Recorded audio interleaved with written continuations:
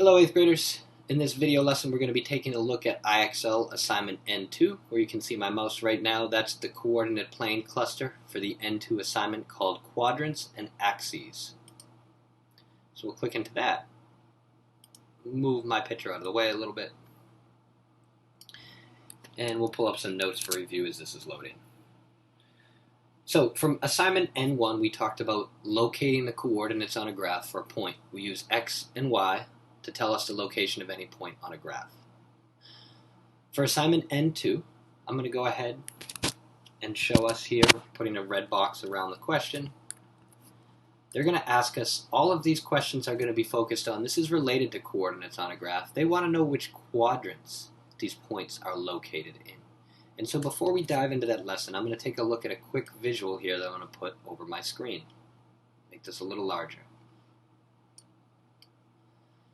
On a graph, we split it into 4 quadrants based on the y and the x-axis, which cut itself up into 4 parts. And the big thing you need to understand is that quadrant 1 is the top right quadrant, where x and y are both positive, and then it goes in a counterclockwise direction, 2, 3, and 4.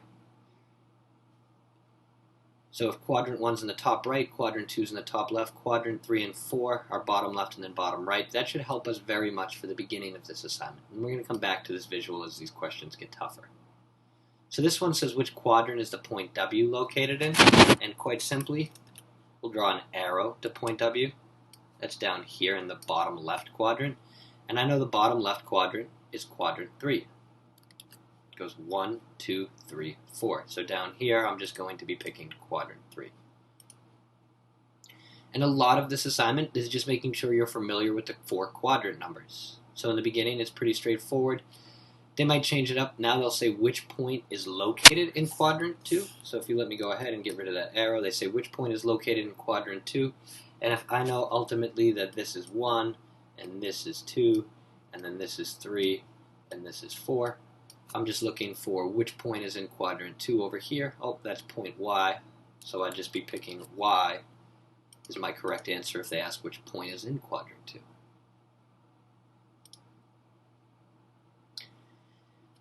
Now we're going to go ahead and we're going to skip ahead to some of the more difficult questions, hopefully. And if you give me 1 second, I'm just going to clean up the screen. And we're going to we'll go ahead and leave those blue marks, quadrant 1, 2, 3, and 4. Now they say look at the coordinate plane. Which quadrant is the point -2 and -5 in? So one option is I could go visually plot that on the graph, see where is -2 and -5. So I'll go ahead and show us that. If I go 2 to the left and I go 5 below, here in purple, where I'm drawing this dot right here, this is at -2 for x and -5 for y, and it's down in quadrant 3.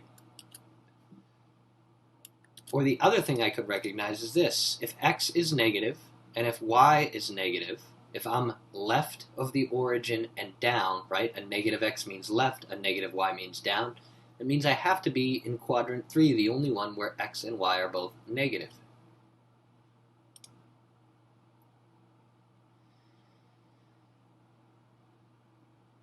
And now we continue, we'll leave the notes on the screen. It says look at the coordinate plane, which point is in quadrant 1, and this time they're just listing the points down here. But I know quadrant 1 is always positive for x and positive for y. It's to the right and it's up. And there's only one option here, 4 and 2, that has a positive x and a positive y.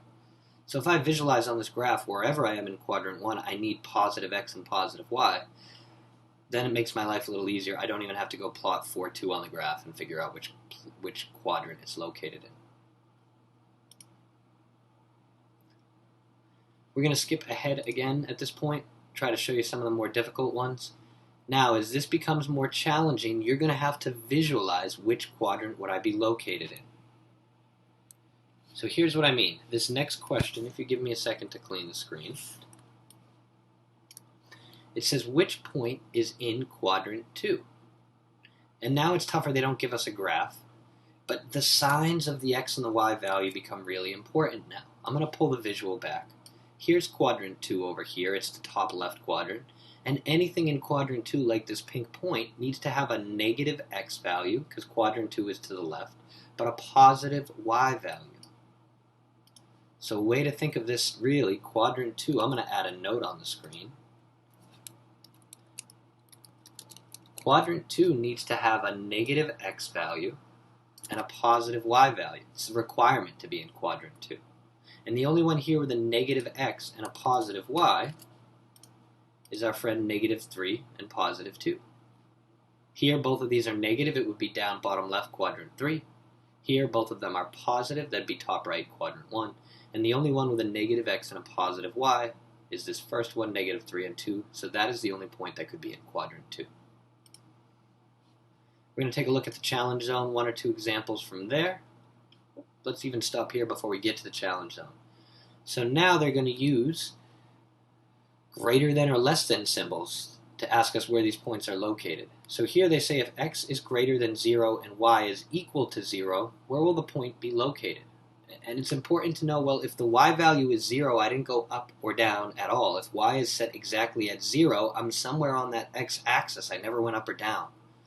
So when I know whenever my y is 0, that means I'm somewhere on the x-axis. Now the next question says, what if x were greater than 0 and y is greater than 0? Now at this point I know, let's go ahead, my x value is going to be positive, and my y value is also going to be positive. So I'm putting little plus symbols here. X is greater than 0, y is greater than 0. If they're both positive, x and y, the only quadrant in which I can be located is quadrant 1. I'm going up and to the right. So that's what I'm going to pick there. We'll look in the challenge zone, and they have done a great job of making quadrants difficult here, as you see. So if you're still with us, you're looking for something about the challenge zone 91, so here's a little help. They tell us, thanks for bearing with me here while I clean up the screen.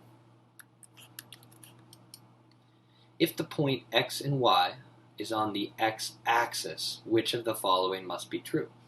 So if I think back to the visual that we were working with before, let me just pull that back on the screen. They say, if the point is on the x-axis, which of the following must be true? And here's my x-axis. And if I'm located on the x-axis, that means I don't go up or down at all. All I can do is move left or right. So that means my y value is going to hold steady at 0. No matter where I am on the x-axis, my y value has to be at 0. So that's really all they're testing there with that question.